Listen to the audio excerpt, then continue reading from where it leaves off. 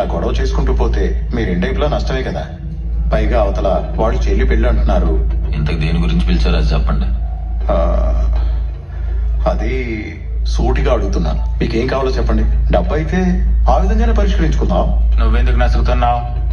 ఏం కావాలి, ఎంత కావాలి అడగమని చెప్పు, పడేస్తాం. డబ్బులు ఎవరికి కావాలి? అమ్ముడు పోయే వాళ్ళు బయట చాలా మంది ఉంటారు, వెళ్ళి వాళ్ళని కొనుక్కోమనండి, మమ్మల్ని కాదు.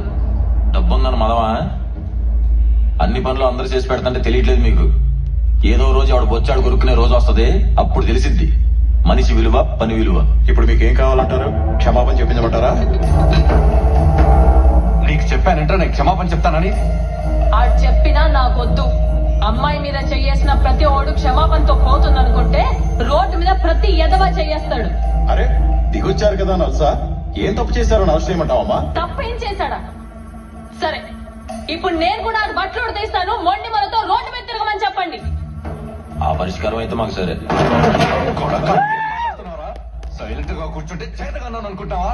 మాట అంటేనే కోపం వచ్చింది కదండి, మరి మాకు అందుకే వచ్చింది.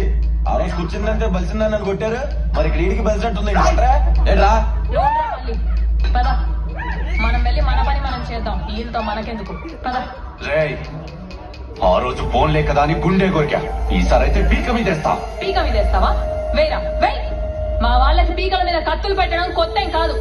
ఆదివారాలు ఇంటికి పిలిచినప్పుడు జాగ్రత్త. ఏంటి?